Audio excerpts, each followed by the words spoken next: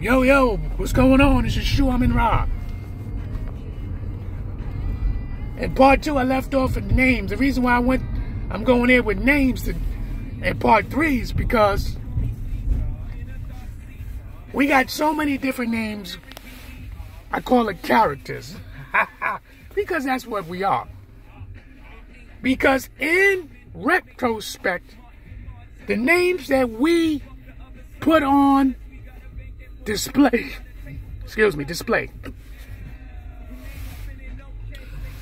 are these names are on our birth certificate?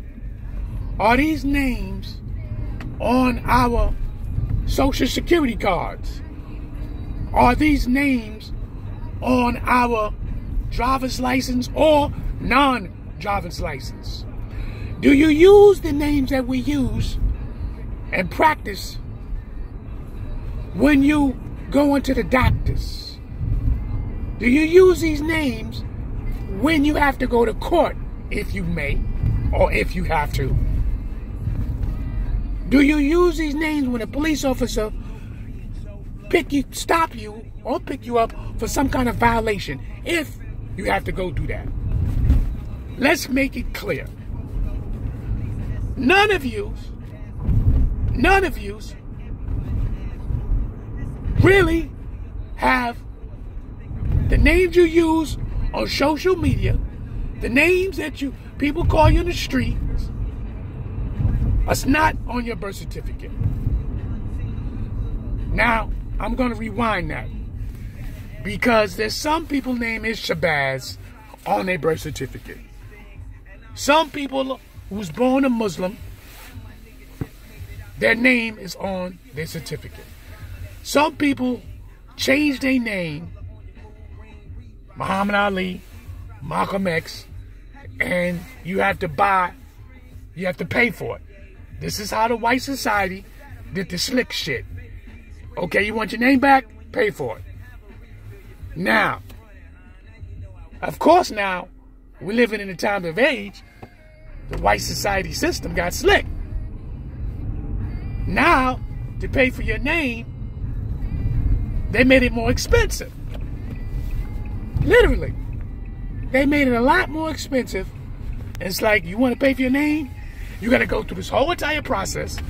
That means your birth certificate, your social security card, your medical records, all these things got to be changed. All these things. And you still have to pay. Now, I can use that for example if somebody's getting out of hand, being disrespectful. And for example, I had a guy was coming out of his face a couple of months back, and he was worried about what I had on. Because he had a cousin was subscribing,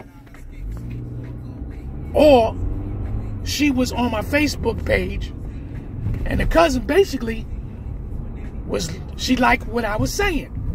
Now, I didn't tell her to be my friend. She posted up someone she wanted to friend me. She probably was curious. I usually hesitate for stuff like that. So I friend her, no problem, no big deal. I move on and do my thing, what I do. So she asked a few questions. I gave her my best answers to my ability, but I also stated, do your research so you can get more information if you don't feel that I am being accurate or to the point to your question. Then all of a sudden, a guy came out, talk about what kind of brothers you are, you wearing these costumes. At the time, I was calling myself Chocolate Almond Rock. Most of y'all probably know that, who's been following me for a minute. But remember, I don't tell you how to follow me. You do it on your own. So, I was calling myself Chocolate Almond Rock for my own purposes.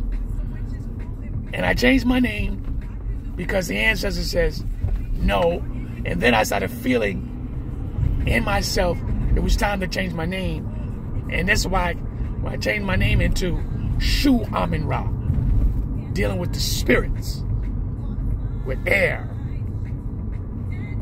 and its power. So I had a reason why I changed it. Now, back to what I was talking about.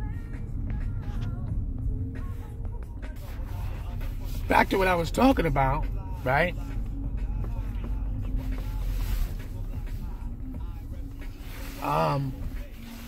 So I changed my name, and to me, it fits me better. For me. Okay? So it fits me better, gods and goddesses, and I understand the way who I am. It's my identity. Now, and then there's some also emotional feelings. Let's keep it real. Some emotional feelings that went with this change of name. Now, I didn't pay to change my name. It's just that I felt in my heart, in my deity, also dealing with the physical feelings that I needed to change my name to describe me better. But back to the point that I was saying, the brother, he was coming out of his face and being disrespectful and saying all kinds of things, literally. I look like a clown and so forth, and talking about, oh, your religion is fake. And I think he was studying the Hebrew Israelites, I think. You know, he was a Hebrew Israelite. And this is not to degrade the Hebrew Israelites, but I understand when you get a lot of people who have transformed and they found their faith and they believe. So when they start to spew out the information and their belief system and believe it is the #1 system to study, they become co-native dishonest. They're not looking at it at an open mind that other systems, thousands of systems, thousands of different faith systems that's out there. So you get these people, like this brother, who was saying, oh, your faith is phony, is this and that. So I asked him a question. The name that you have, is it legitimate? He wouldn't answer that question. I said, if you don't answer the question that the name that you have, and if it's not on your Social Security, your birth certificate, or your driver's license, then you walking around here, I can say you not being authentic. He got quiet. He wasn't responding no more. So I knew that disturbed him. Now, the reason why I'm saying this to y'all is that, listen, please listen. You live in a system. I said this in the first post. You live in a system. If you don't have your own farm, if you don't have your own animals, and you ain't cultivating your ground, if you ain't got no candles as light and using that, if you ain't got your own sewer systems that you built,